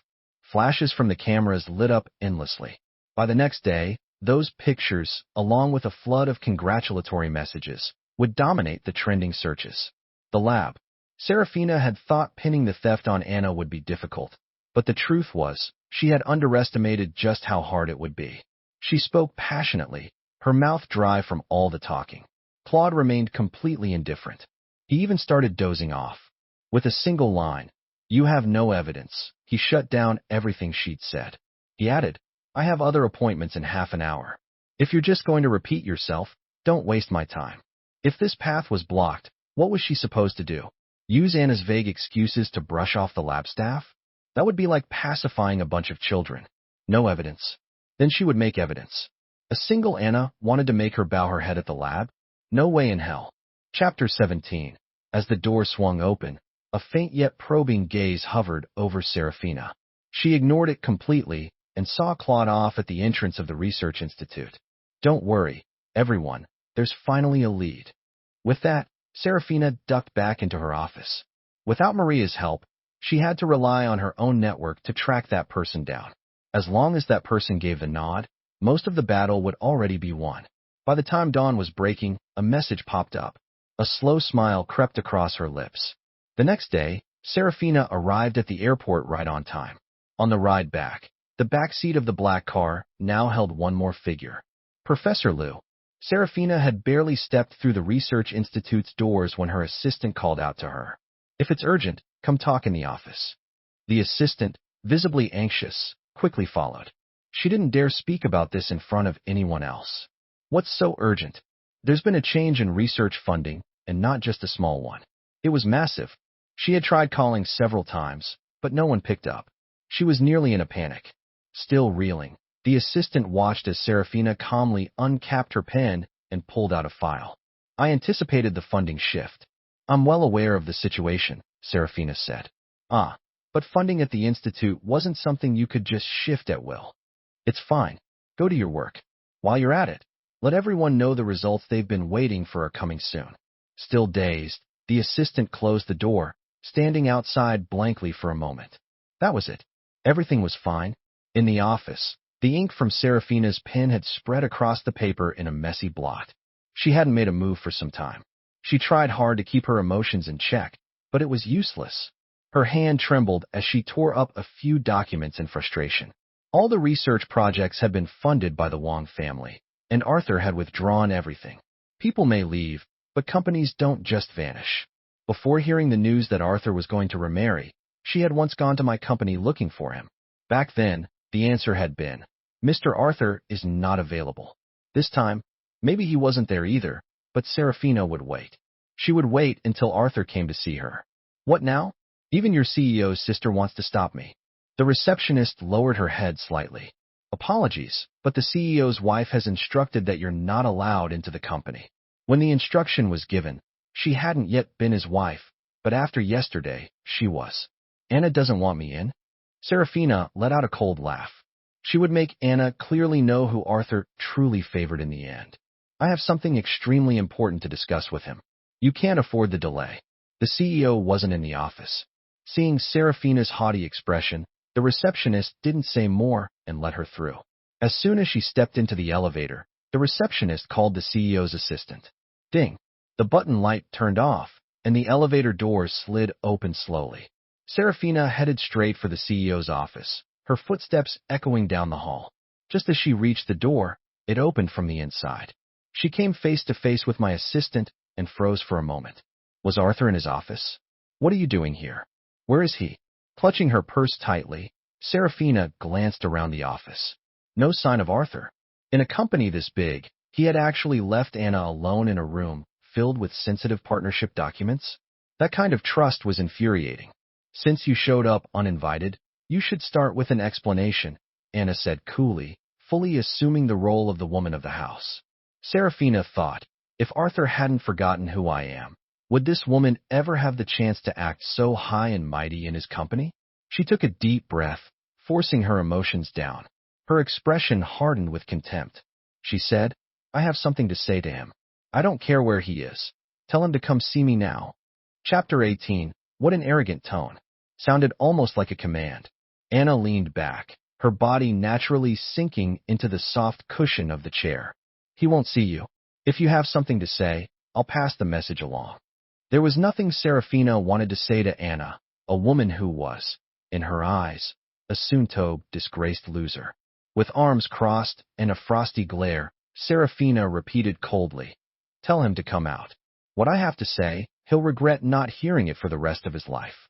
Coming here in person to ask for a meeting, this was something she rarely lowered herself to do. She still remembered how Arthur used to follow her around like a clingy puppy. Rain or shine, he was always there to pick her up, drop her off. Whenever she wasn't working, all she had to do was turn around, and he would be right there. Then let him regret it, Anna said casually as she admired her freshly done nails.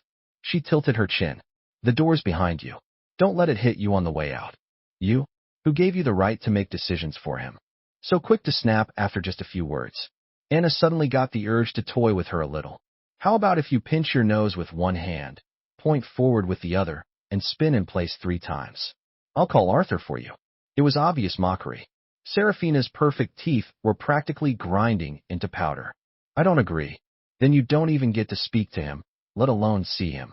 You've got 10 seconds to decide. After that, I'll call security. Seeing Anna sit there, calm and smug, clearly expecting her to humiliate herself, only made Serafina angrier. But Anna wasn't wrong. If she kept blocking her like this, she wouldn't even catch a glimpse of Arthur's shadow. You'd better keep your word. When Arthur finally came crawling back, begging for her love like before, she would make Anna pay a price far beyond public disgrace. That would just be the beginning. Remembering Anna's humiliating demand, Serafina bit her tongue. She wished her glare could turn into knives and skewer Anna on the spot. Her legs felt like they were made of lead, but seeing the woman grow visibly impatient, Serafina had no choice. With stiff, robotic movements, she followed through with the ridiculous demand and spun 3 times. By the time she was done, she was fuming. Her pride had been stomped on, and a suffocating anger churned in her chest. That was hard to watch. "Don't do that again," Anna commented coolly. Under Serafina's furious gaze, Anna casually dialed Arthur's number. She put the call on speaker. The familiar ringtone filled the air. Serafina stepped to the right side of the desk, eyes fixed tightly on the phone screen. The call connected, and a voice came through from the other side. "Still picking flowers? Got any more requests, babe?" The leather of Serafina's handbag was suddenly crushed in her grip, making loud, creaking noises. Even when she and Arthur were married, he never used pet names like that. It wasn't that he didn't want to. It was Serafina who thought such things were cheesy and had strictly forbidden him from saying them. But now, hearing Arthur call another woman something so sweet, something so intimate, she couldn't stop herself. "Arthur, come to the office now," she burst out, unable to hold it in. Silence fell on both ends. 3 full minutes passed. No response. Afraid he might hang up, Serafina added quickly. "I have something I need to say to you face to face." "I'm busy." "Just say it." "Busy?" He was busy picking out pretty flowers for Anna. Serafina's anger surged, her jaw clenched tight. But her next words came out sharp, laced with a bitter satisfaction, as if she were finally detonating a long-planted bomb. "I'm not Isabella. The one who died was her." Chapter 19. A flicker of surprise passed across Anna's face. She curled her lips, unimpressed. She'd expected something interesting, but it turned out Serafina had just lost her composure. Panic and regret Serafina had anticipated from the two of them never came. That absence struck a chord deep inside her. "I'm Serafina. I'm not dead," she declared. "All of this, it was to fulfill my sister's final wish. She wanted me to stay by Kenji's side in her place." "You're not Isabella?" "That's right," Serafina practically shouted, her voice cracking from the force. The embarrassment of losing control briefly clouded her mind, but she brushed it off. Skepticism was normal. Arthur had always been cautious. But once his doubts faded, guilt and remorse would surely follow. "I can prove I'm Serafina. You know I have a mole behind my ear. After my sister died, I went to the hospital, no need. I already know." He believed me. I knew. The day Isabella was buried, the joy of triumph had barely bloomed when it froze into a stiff, awkward smile on Serafina's face. Her heart nearly stopped as fear crept over her. She staggered back a step in disbelief. He had known all along that the one who died was Isabella, and still he chose not to expose her. Then everything she had done over the past weeks? "I can explain. You have to believe me. There were reasons for all of this." Serafina scrambled for excuses. Surely it was because Arthur knew her too well, and that's how he'd seen through the disguise. But before she could finish the thought, the call went dead. Arthur had hung up. "Was that the result you were hoping for?" Anna said lazily, clearly bored now. She waved dismissively. "I won't keep you. Someone please escort Professor Liu out." 2 bodyguards had been waiting outside. At Anna's command, they stepped up, one on either side, to show Serafina out. If she didn't go willingly, they'd carry her. She walked out like a ghost, got into her car, and sat there, drained, as if all emotion had dried up. Arthur really didn't love her anymore. He had withdrawn funding, refused to see her, and just like Maria, he had cut her off completely. Her handbag accidentally slipped and fell to the floor, its contents scattered across the seat.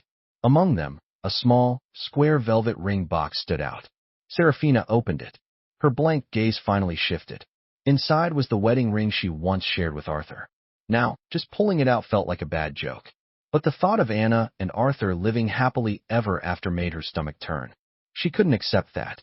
"Set up a press conference for me as soon as possible," she instructed her assistant.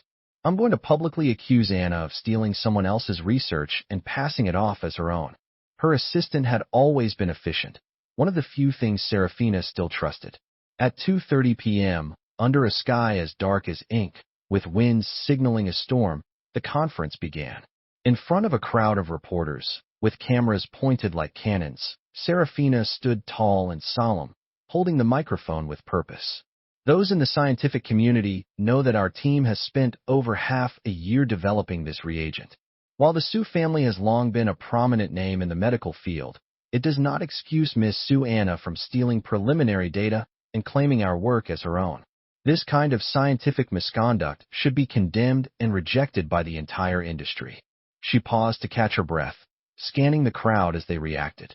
Sensing the rising tension, the early phase experiments were conducted by myself and Helen. Due to personal reasons, she chose not to continue with the follow-up research. That was when Anna deliberately approached and obtained the early data. Words alone aren't enough. Please take a look at this video. Chapter 20. The video was only 30 seconds long, with large sections obscured in black. From the angle, it was most likely recorded from a corner of the room, partially covered by what looked like fabric. The footage faintly revealed a clean and solemn lab setting. Anna crept in stealthily, moving quietly while others slept, and powered on a computer. Her fingers flew across the keyboard, pages flashing rapidly on the screen. This video has not been tampered with in any way, nor is it a product of digital manipulation, Serafina declared firmly. I'm offering it freely to anyone who wishes to verify its authenticity. With that, she passed the microphone to a woman with soft, curly hair. She was the one shown sleeping in the footage. After stepping away from the project, I returned to my original position. The woman, Helen, explained. It was during that time Miss Sue showed up. I blame myself for trusting too easily and letting my guard down. That gave her the opportunity. With a quick summary of events, Helen then looked directly into the nearest camera lens. I stand by every word I just said, with my job as a guarantee. I now ask Miss Sue to appear in person and give the public a proper response. The woman they were calling out was at that very moment peacefully asleep. I had received news of the press conference long before it began. Gently tucking the blanket around Anna while she napped, I slipped on my headphones and opened a live stream of the event. The atmosphere at the venue had reached a boiling point. Anna's absence would only fuel the media frenzy once it hit the news. After a moment's thought, I purchased a trending topic. If the storm was coming, it might as well be a full-blown explosion. Everything unfolded exactly as expected, right up to the end of the conference. When I finally took off my headphones, Anna stirred and turned in her sleep. She clearly wasn't tired, but watching her peaceful expression, I lifted the blanket and climbed into the bed, taking up the other half. The room grew dimmer after I shut the laptop, and before I knew it, I drifted off too. Anna had had a few drinks earlier that day, so she slept especially long. By the time she woke up, the clouds outside had turned soft shades of pink and gold, peaceful and beautiful. Taking the dessert the housekeeper brought, Anna sat down and opened a playback of the press conference, murmuring to herself. Even a video? They had really gone all out to cast her as the villain in front of the world. In the video, the Anna lookalike moved sneakily, but wore no hat, no mask, nothing to hide her face. The body type and facial features were incredibly similar. It would be hard for anyone to deny the resemblance. Finding such a convincing actress in such a short time, Serafina had really gone the extra mile. After observing the footage carefully, Anna nodded with certainty. It was hard to tell the difference. What do you think? Does she look like me? She walked over, laptop in her arms, and showed me the video. Not really. I glanced up from my files, gave it a quick look, then returned to my work. Sneaky dumb. Not Anna's style at all. If Anna really did something like this, she'd do it in the most open and untouchable way possible. With the Sue family behind her, there wasn't much she couldn't do. Anna beamed, clearly pleased that I knew her so well. She fed me the last piece of her dessert with a little grin. At the research institute, Claude stormed in, his footsteps hurried. Where's Serafina? She had gone and held a press conference without approval, inviting reporters on her own initiative. I'm here, boss. Serafina had anticipated this reaction. She handed him a cup of tea and began her explanation, unhurried and measured. We have both testimony and physical evidence. I acted out of pure frustration, and I admit, yes, I didn't report it beforehand. This is 6 months of hard work. So many colleagues have poured their hearts into this lab. I did it for them. I had to get justice. Chapter 21. Claude was about to launch into a reprimand, but Serafina's counterattack stopped him cold. He sipped his tea, clearly displeased. Acting impulsively like this? You're not some green rookie who just joined the institute. Even if she had acted out of emotion, the so-called evidence still needed to be properly examined. I was impulsive, yes, but the boat's already been built out of the wood. What's done is done.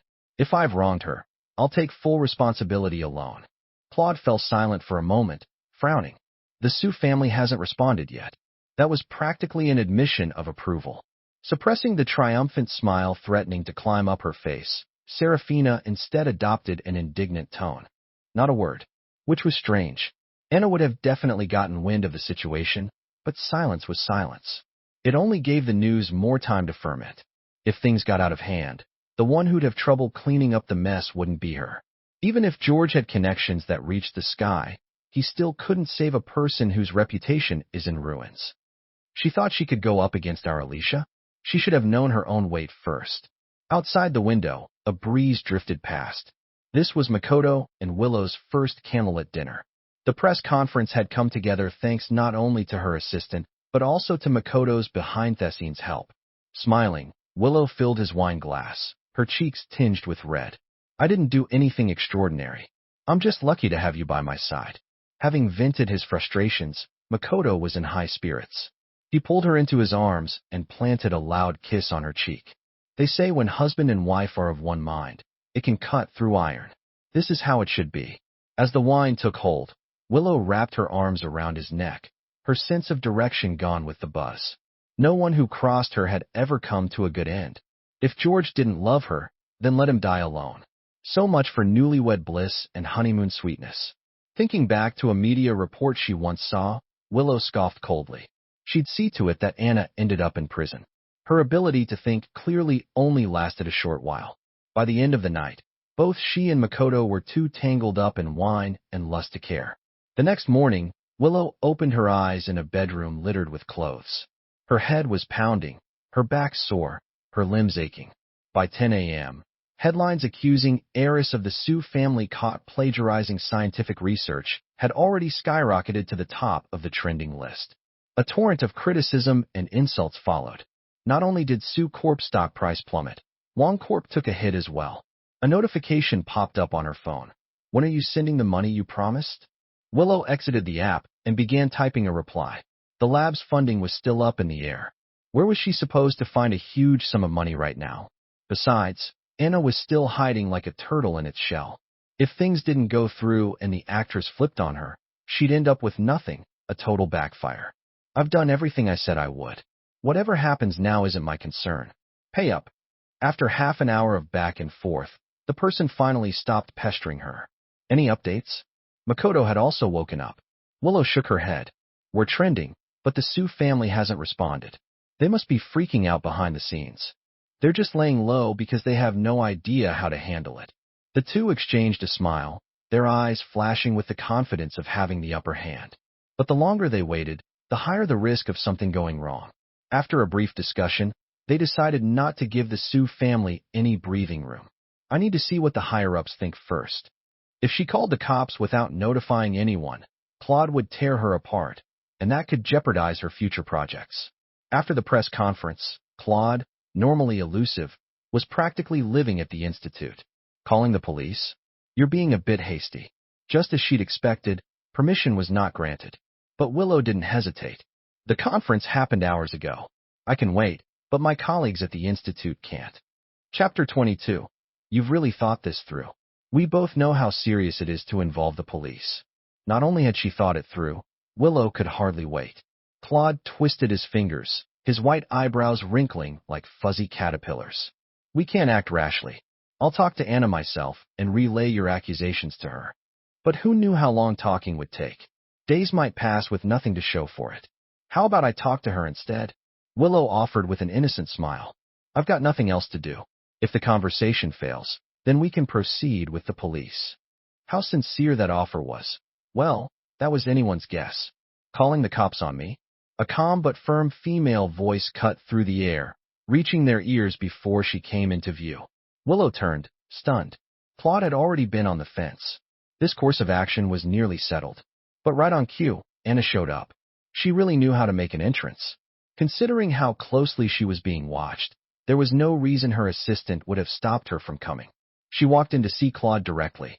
As Anna entered, a quiet crowd began forming behind her, trailing in slowly. Everyone was waiting for a clear response, unwilling to leave even if it meant avoiding Claude's gaze. I originally came just to say a few words. Anna said as she reached the doorway. But hearing talk of the police, that really threw me. With exaggerated drama, she patted her chest, then turned to leave without even stepping fully into the room. But her parting words rang clearly in everyone's ears. The Sue family will hold a press conference tomorrow at 9 a.m. sharp to formally respond. Professor Liu is strongly advised to attend. We've got plenty of seats. Everyone is welcome. A response. Willow's lips curved slightly. Tomorrow's press conference? She'd be listening very carefully. Anna's true purpose had been to speak privately with Claude. Who'd have thought she'd end up overhearing something far more valuable? She said she's calling the cops on me. Anna burst into the office like a rocket, slamming both palms onto my desk and staring down at me. What a pain in the ass. You gave me that formula just to screw me over, didn't you? As the prized daughter of the Sue family, pampered and praised her whole life, no one had ever even threatened to call the police on her. This felt like a slap across the face.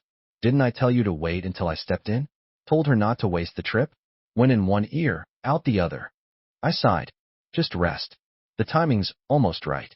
I'll take care of it this time, clean and simple. Then it's in your hands. The press conference is at 9 tomorrow. Anna flopped onto the sofa, tugged a small blanket over herself, and closed her eyes. Sleep slowly tugged at her. In a half-dream state, she turned her head and murmured, "Would you consider scar revision surgery? One of my aunts is back in the country. She specializes in it." The hand I had on the mouse paused, just for a moment, then resumed moving. The long silence stretched on. Anna stopped waiting for a reply and let herself drift off. The scar on my leg had always been there, a constant reminder of brushing death. Sometimes in the middle of the night, I'd wake up gasping, drenched in cold sweat. "I'll do it once this whole mess is over," I'd once said. Let the past stay in the past, permanently. This press conference was twice the size of the last one. I was overseeing it personally. Why aren't any of the Wong or Sue family elders attending? Reporters who had shown up early to fight for seats were now gathered in the audience, whispering among themselves. Word is Mr. Wong said he'd handle it himself. No need for anyone else. No extra seats had been arranged on stage. Willow, blending into the crowd, heard every word clearly. They say Mr. Wong spoils his new wife even more than the last one. Tell me about it. Just the betrothal gifts alone were insane. At least this much.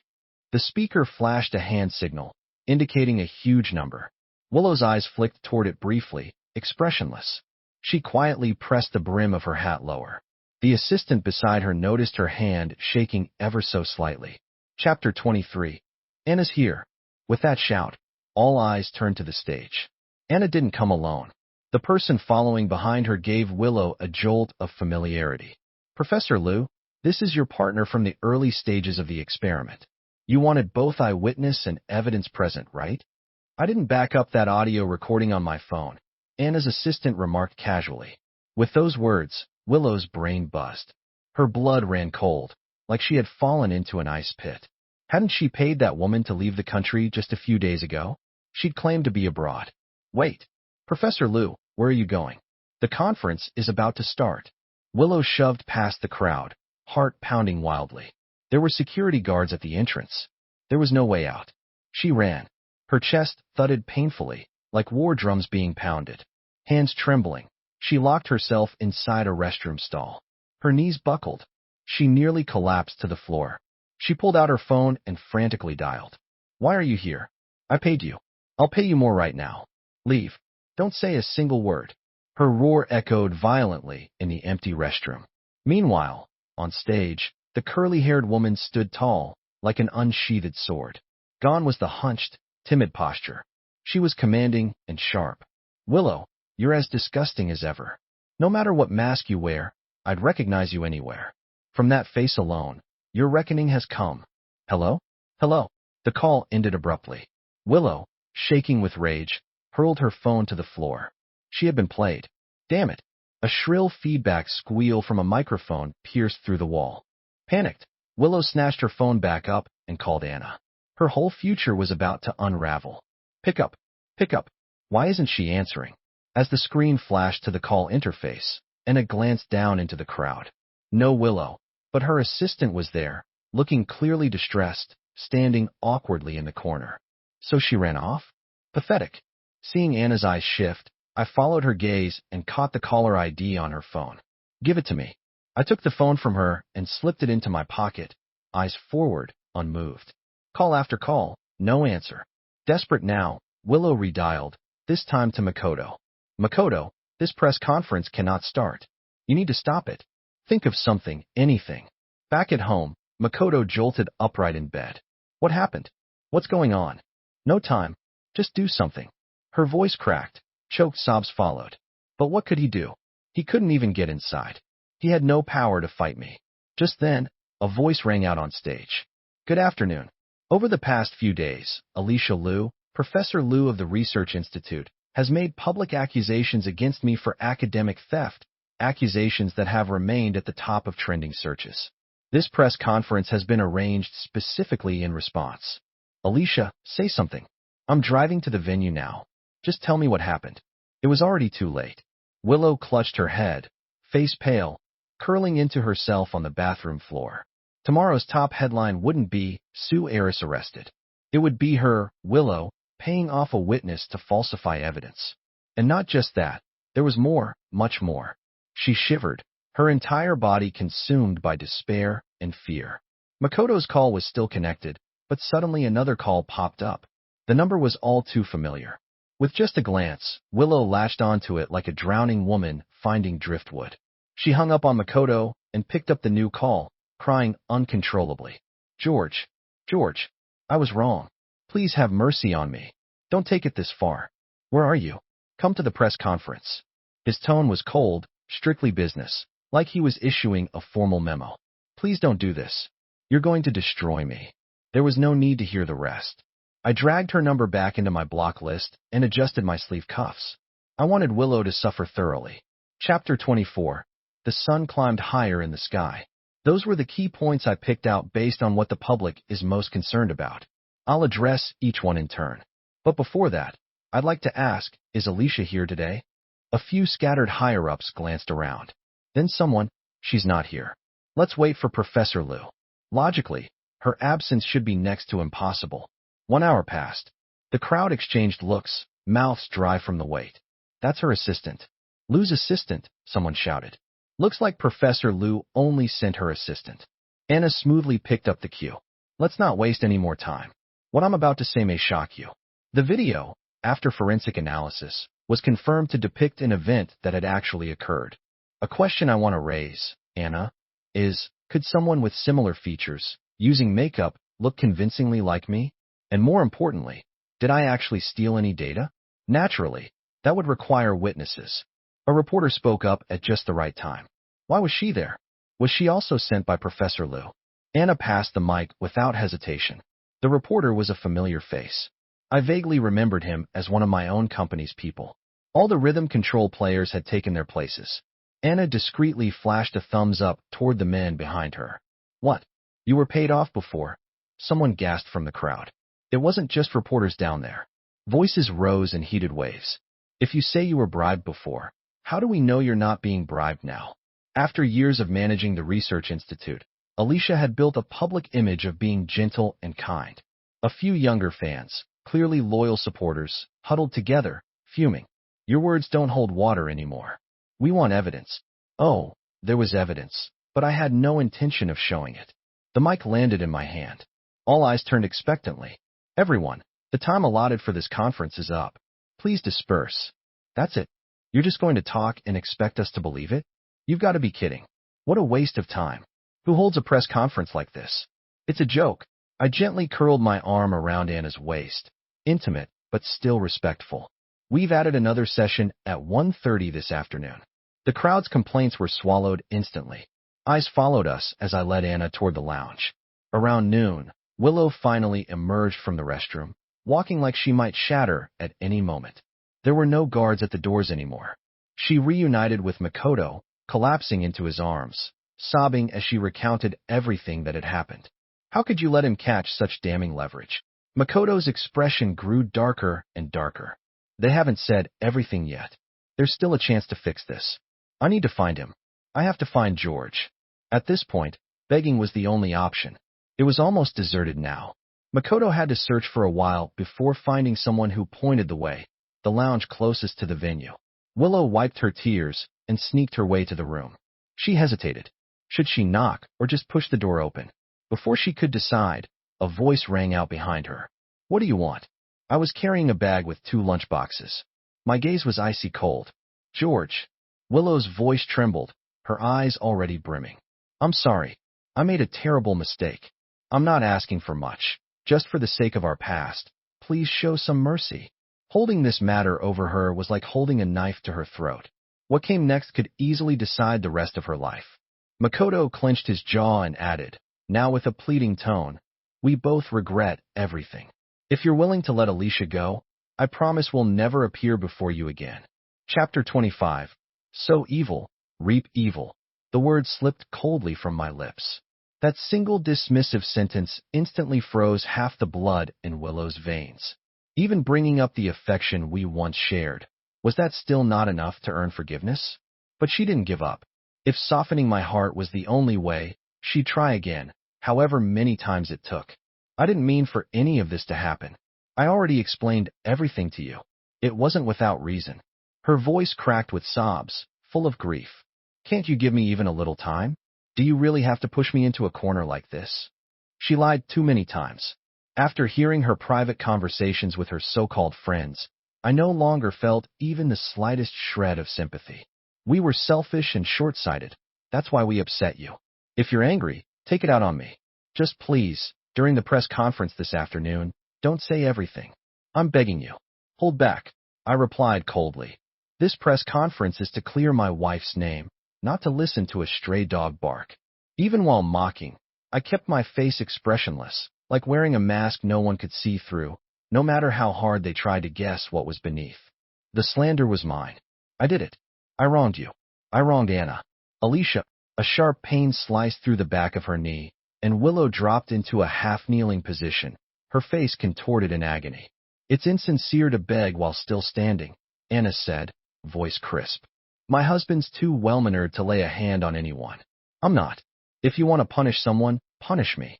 Makoto hurried to help her up, refusing to let go, heart aching. Punishment. I let my gaze drift casually. For some people, a slap or a scolding is far too kind. Funny how quickly people forget the things they do in the middle of the night. Should we watch something together? Refresh a few memories. A cold chill crept up Makoto's spine from the soles of his feet. What? What video? How could you still have that? Anna had wondered why the arson footage from that night had never surfaced. Now she understood. It was being saved for maximum impact. Speaking of that video, Anna said with a smirk, I'm honestly impressed. Some people manage to combine pathetic and despicable so seamlessly. Eye-opening stuff. She had always been good at snark. It was clear now we had dirt on Makoto too. Willow, who had straightened her knees with effort, started to collapse again. I'll kneel. I'll kneel for as long as you need. You can humiliate me however you want. But George, has everything from before really vanished? Is there nothing left at all? Everything from before. I let my mind drift back over the past few years. You mean the part where I couldn't get a kind word from you for 3 or 4 days at a time? Or the part where you were falling for Makoto? It was like thunder cracked overhead. Willow's soul nearly fled her body. How could George know she had feelings for Makoto? Her lips trembled, opening and closing like a beached fish. It's not what you think. Makoto, too preoccupied with the thread of the arson footage, didn't catch the subtext. Panic was etched across his face. We're family, he said. You remarried, sure, but we're still family. Can't we just sit down and talk this through? There's no need to destroy each other like this. I replied calmly. Now you're getting it. I like destroying things thoroughly. It's efficient. My presence was so cold, so overwhelming that Willow could hardly recognize me anymore. Under the suffocating pressure, Anna walked forward to take the lunch boxes from my hand. She hadn't eaten much earlier. She was nearly starving. This whole sob story, please, just go home. Get some sleep. At least you'll rest well. Why drag yourself here just to be an eyesore? Chapter 26. If the accusation of stealing research data stuck, Anna's reputation would be all but unsalvageable. For an ordinary person, it would be a stain that couldn't be washed off for years, if ever. And for someone like her, it could completely ruin her. Anna never forgot even the smallest grudges. let alone one this serious. This wasn't something that could be forgiven lightly. When the truth comes out, it's like an arrow that can't be pulled back. And what's the point of kneeling if you don't mean it? What? Am I supposed to help you up myself? Willow's face flushed red, then pale. Her temples throbbed visibly. The press conference will proceed as scheduled. If you want to cry, kneel, or talk about being one big family, take it outside. Yell louder if you want. Security will be here soon to shut you up. Maybe she finally saw the truth. My absolute coldness. The complete refusal to even consider her. Willow bit the inside of her cheek so hard the blood turned metallic in her mouth. Just like that, she was discarded, left on the sidelines. The lounge door opened, one tall figure, one shorter, about to disappear beyond the doorway. With every escape route closed off, Willow's rage boiled over. Anna, do you really think George loves you? Why should Anna get to stand tall in front of everyone while she fell into the abyss? He was so cold to me in our last relationship. Do you really think you'll end up any better? Once the novelty wears off, he'll grow sick of you. Humiliate you first. I'm called a heartless monster. Now I'm a cold lover. Still, I remained impassive, closing the door as if nothing had happened. But Willow stormed forward, forcing her way into the lounge. She raised her hand and slapped me across the face, her eyes red and voice shaking with fury. Your heart is made of stone. Good thing I never truly loved you. You're not worth it. I grabbed her wrist and threw her to the side. Still, she stood firm, chest heaving with rage. She refused to retreat. You claim you loved for 6 years, but that was just another lie. You're nothing but a selfish, ruthless bastard. Heartless and ungrateful. Anna kicked her out of the room, and Willow collapsed on the floor, coughing violently. We're already strangers, Anna said coldly. And whatever kind of man George is, that's none of your business. Willow stared helplessly as the door shut in her face. Her heart felt hollow, utterly crushed.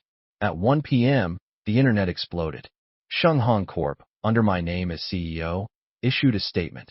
Due to Professor Alicia Liu's character misconduct, the company would permanently sever all ties with any business associated with her products. Within minutes, companies large and small reposted the announcement in support. Half an hour might not have seemed like much time to let things escalate, but by 1:30, attendance at the press conference had more than doubled. I told everyone we'd have enough seats. Look at this place, it's packed. Well, the bait had been too good to resist. Chatter buzzed around the room, twice as loud as the morning session. Amid the noise, I stood calmly at the center of the stage. The statement we issued represents our company's official stance. It will not change. Now, regarding the allegation that my wife stole research, let me be clear, it is completely unfounded. This press conference would be decisive, efficient, and thorough. I instructed my team to display some old experimental drafts dated years back. These documents show that my wife did, in fact, receive the data from an external source, but she was not the thief. The real thief is the one shouting the loudest. The Research Institute suffered repeated failures over 6 months, making no progress, and the reason lies right here. These few sheets of missing data. An experiment without these key inputs was destined to fail. The release of the final reagent was only made possible thanks to the one I sent to Anna and the original researcher behind it, who refused to let the truth stay buried. Chapter 27. With tears in her eyes, the woman with curly hair took the microphone. It was the 3rd time she'd been so close to the truth, and this time she could finally speak her heart aloud. The experiment was originally meant to be completed by me alone. Her voice, steady at first, began to crack with emotion. Anna felt a sudden wave of sympathy rise in her chest. What allowed her to surpass Willow in progress wasn't just her ability to patch up missing parts and push forward with chemical testing. It was also the detailed, accurate foundation laid down by this very woman. The crowd erupted. Journalists' hands moved so fast they nearly set their keyboards on fire. A Research Institute professor stealing another's hard work out of jealousy that someone from the Su family had launched the final reagent first? She tried to smear others, and ended up unmasking herself. A stunning reversal. This story was destined to go viral. My wife was wronged. The Wong family will pursue accountability to the very end. A poisonous presence in the industry must be punished. Exactly. Zero tolerance. Lock up this disgrace to the profession. Amid the shouting, Willow became a rat in the street, hated by all, reviled by everyone. At the tightly shut gates of the Liu residence, Makoto clung to her nervously. Alicia, let's run, please. If they left the country, no one would know who they were. They still had savings. They could survive just fine elsewhere. Makoto. The live stream continued on screen. Willow, sobbing, held him tightly in return. Everything she had built, all of it gone. She was filled with hatred and regret. It's okay, I'm here. Let's just buy the tickets quickly. They purchased the next available flight. Makoto and Willow began packing in a frenzy. Let's go? We can't stay here. We'll wait at the airport. Suddenly, Willow's phone slipped from her palm and hit the ground with a loud, hollow thud. It's too late.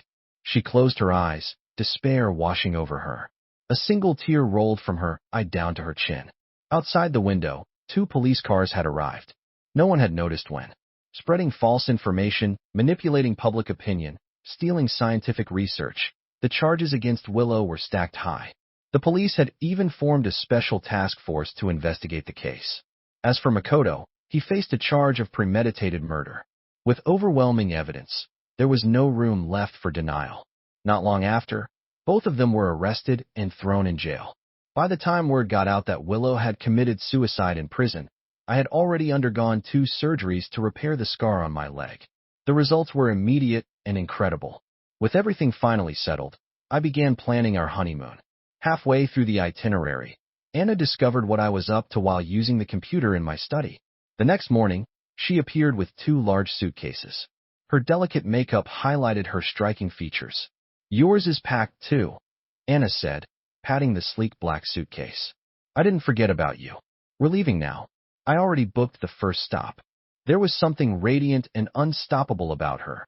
Bright, confident, full of life. My heart brimmed with indescribable emotion.